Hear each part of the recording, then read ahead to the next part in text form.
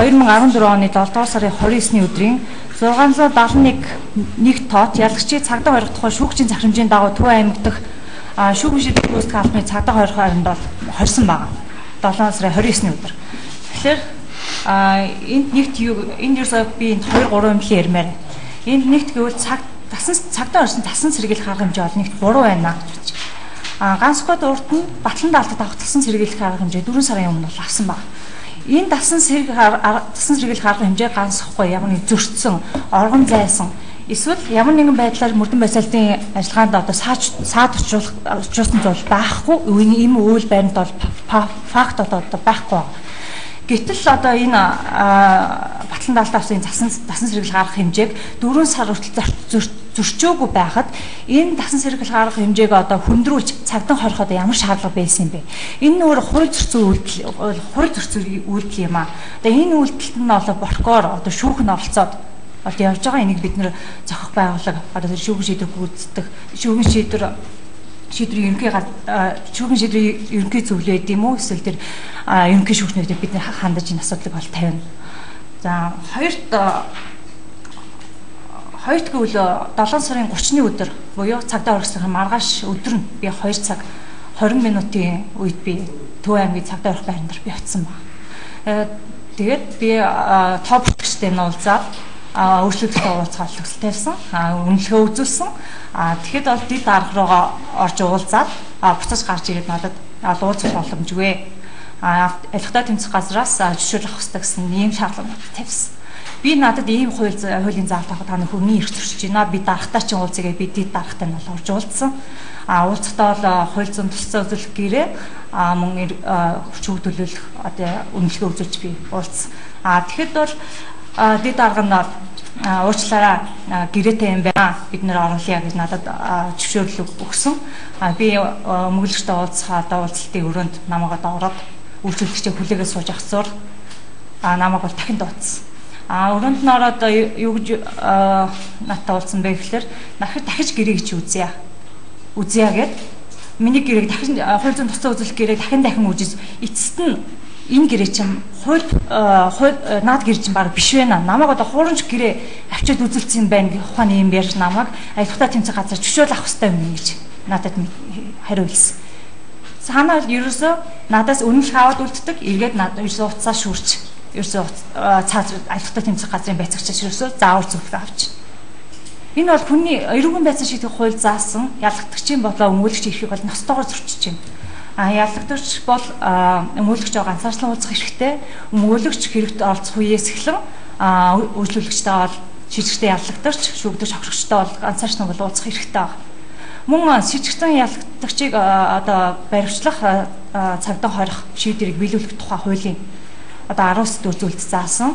Хоригдсон этгээдийн өмгөөлөгч нь хорих байранд нэвтрэхдээ бол үнэлгээ үзүүлж нэвтрэн гэсэн. Ийм хуулийн залтуудыг эрүүгийн байцаан шийдэх хуулиудыг бол ноцтой зөрчсөн. Энэ бол хүний эрхийг бол маш ноцтой зөрчсөн үйлдэл баг. Би энэ оруулахгүй гэсэн шалтгаанаар тухайн үед нь би шийдвэрийг гүйцэтгэх ерөнхий газрын бас хариуцлага жижүүр гэдэг хүн рүү би залгасан байгаа. Тухайд би яг за хүний нэрийн яагаагүй гэхдээ надад бичлэг нь байгаа.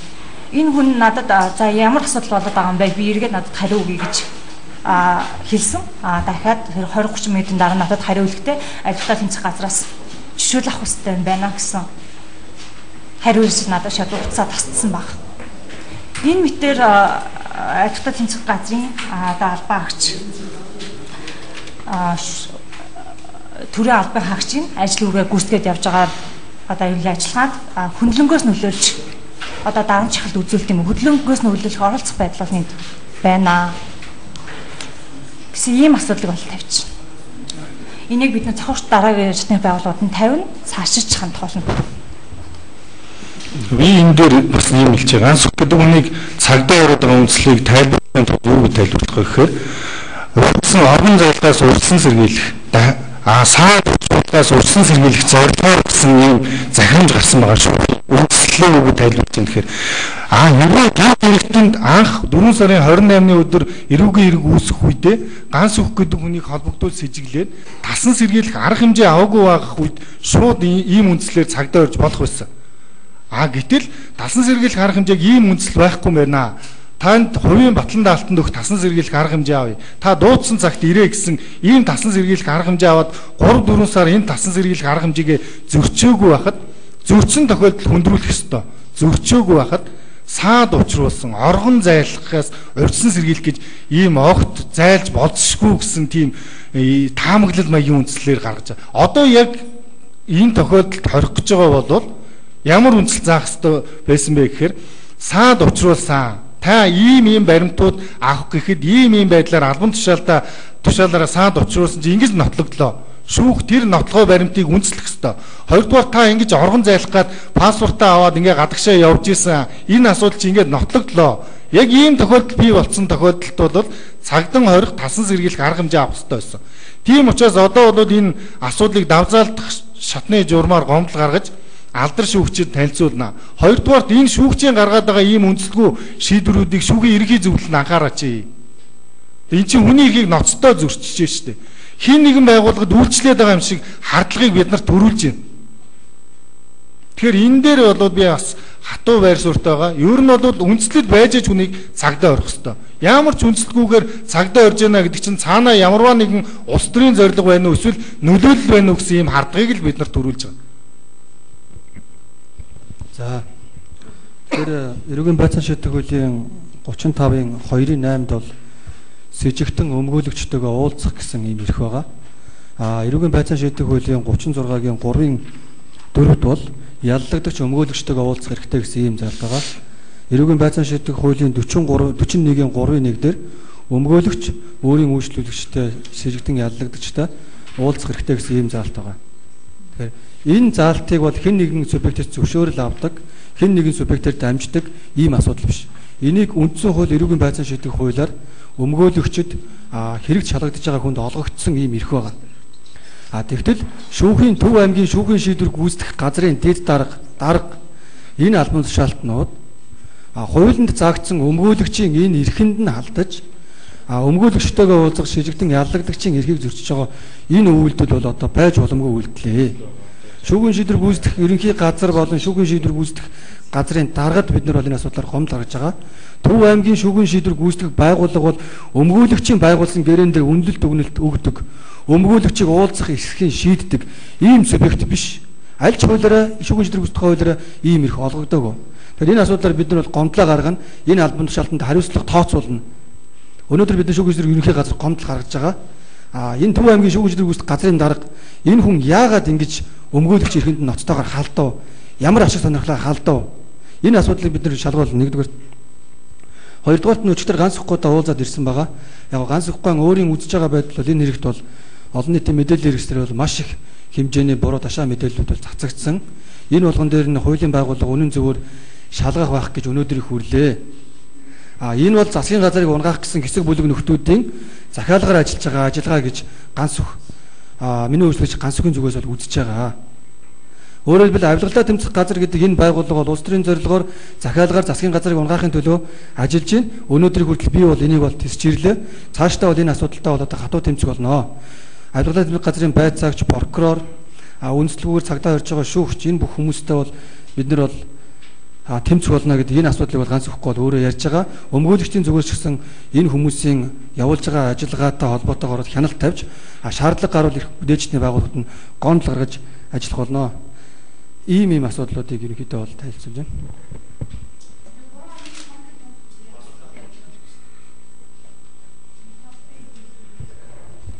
Тэгэхээр ийм байгаа. 3.6 тэрбум төгрөгийн авилгалаа тэмцэх газар ингээд мэдээлэл хийхдээ 3.6 тэрбум төгрөгөд ингээд шалгагдж байгаа гэсэн нэг ийм ярьцдаг. Гэтэл эрүүгийн байцаан шийдэх эрүүгийн хуулийн дээр хэргийн материалыг задруулахгүй байх гэдэг нэг иймэрхүү задруулах нь гэмт хэрэг гэсэн юм биччихэд сүүлийн үед авилгалаа тэмцэх газар байна одоо ерөөсөө хэм болоогүй хөл мэдээллийн хэрэгслэр хүний гин буруу шүүгээр тогтоогдог байхад ийм хэрэг шалгагдаж байна урьдчилсан байдлаар ингэж тогтоогдсон гэдэг байдлаар ингэж бол ярьж байгаа. Ерөн зүгээр бид нар засгийн газраас мэдээллийг авч өгсөн өмгөөлөгчдийн зүгээс бол эндээс юу ажиглаж чинь гэхээр та нар ч авч өгөх хэрэгтэй нөөц хөтөлбөр байгаа шүү дээ. Энэ тоон бүр нь 200 мянган төгрөгөөр зарагдчихсан нүүрсийг тооны 80 мянган төгрөгөөр зарсан өнгөрсөн жил өмнөх жил Улаанбаатар хотод ирсэн ийм төсөл явуулж байгаа.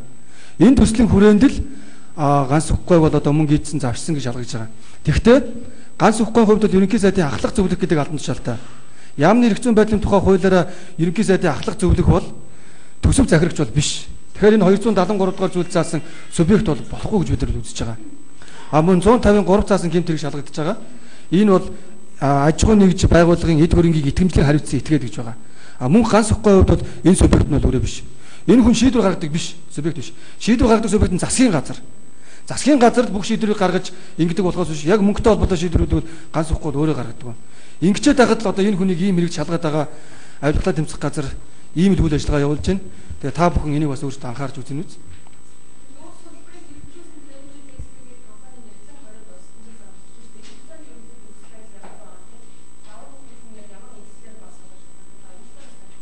Одоо давхуу мөнгөнд яад нэрийг болохоор ганц үг гэж хүнтэй холбоотойгоор 150 зааснаар хамтдхан бүлэглэж үйлдсэн гэдэг ийм зүйл ангир.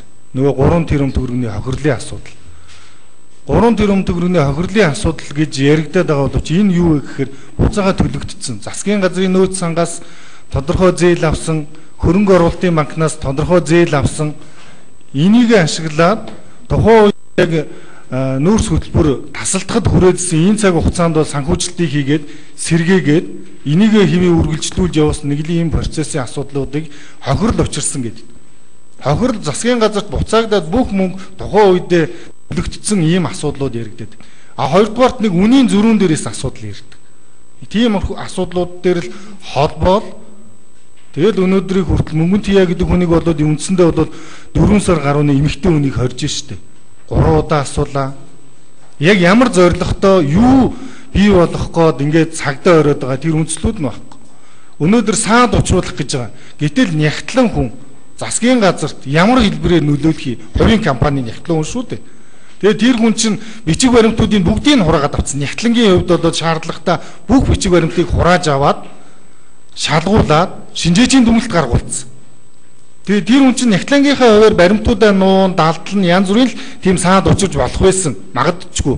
Гэтэл тийм үйл явц нь арилцсан байхад ингээ үргэлжлүүлж хориод. Энэ талаар шүүхэд бид нар хүсэл тавьсан. Давзаалтагчны шүүх хилцээд өмнө бас асуудлыг хилцээ шийдсэн юм байна. Хүлээж авах боломжгүй гэд үргэлжлүүлээд хорьсон. Цаашдаа ч бид нар энэ дээр тавина. Утлан даалтанд гарах хүсэл тавьсан. Шүүхэд хандаж тавьсан. Энэ цагдаа орой чинь хууль бус байна шүү дээ. Энэ саад учруулах тийм үйл баримт үндслэл чинь арилчаад байгаа юм шүү гэдэг асуудал бол шүүхэд тавьсан. Шүүхтгтээ хүлээж авсангүй.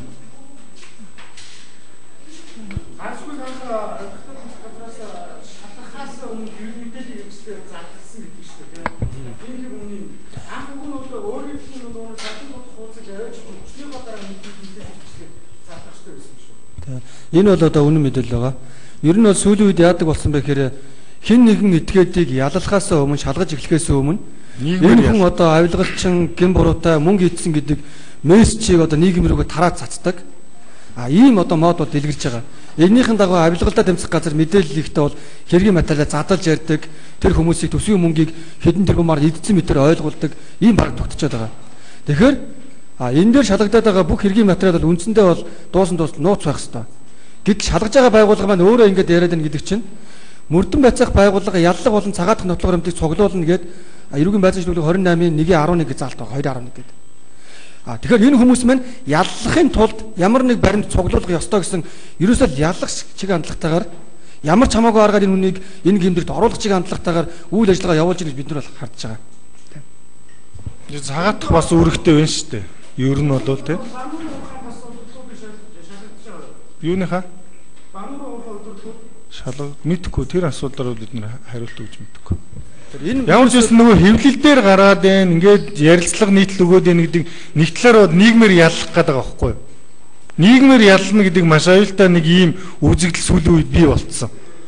Тэгээ айл өрсөж, айл илүү мэдээлэл цацаж, айл илүү нийгэмд нотолж чадсан нь бараг нийгмээс илүү байр суурь авдаг. Тэгээ бусад дээд доод албан тушаалтнууд нь тийм ойлголтыг хэвлэлээр цацдаг. Гэтэл бодиттой яг шалгаж байгаа 2-3 хүн л энэ асуудлыг мэдчихэж байгаа шүү дээ. Яг энэ иргэн талаар бол эцэст нь ганцхан юм хэлчихэ. Энэ хөтөлбөрийг ойлгохгүй жоо. Энэ нүүрсгээ хөтөлбөр явагдсан. Тэгэхээр Багнуурын нүүрсний уурхаагаас 1 тонн нүүрс 200 мянган төгрөгөөр зарагдаж ирсэн. Гэтэл засгийн газар нүүрс хөтөлбөр санаачлаад ард иргэдтэй хямдхан нүүрс хүргэхийн тулд Багнуурын тэр нүүрс нуургадараа нүүрсийг тэндээс нь худалдаж аваад шигшээд Улаанбаатар хотод ирж савлаад шигшээд ингээд хэрэглэгчдэд тоон тутмын 200 мянгаар зарж байсан нүүрсийг 80 мянгаар хүргэсэн ийм л хөтөлбөр явагдсан. Одоо ирэх жил энэ хөтөлбөр зогсож магадгүй. Би хэлж ганц ихгүй бол энэ зогсож магадгүй. Тэгээд нүүрс эргээд үнэтэй зарагдахын нөхцөлөд үүсэх юм бол энэ дэр авилгын тэмцэх газар буруутай. Өөрөөр хэлбэл 200 мянгаар нийслэлийн иргэдэд хүрдэг байсан нүүрсийг 80 мянгаар хүргэсэн энэ ажиллагааны явцад энэ ажиллагаатай холбогдуулж олон тэрбум төгрөг хийдсэн гэдэг ийм үндслэл гаргаж ирээд байгаа. Энийг бол бид зөвшөөрөхгүй байгаа. Ажилтны тэмцэх газраас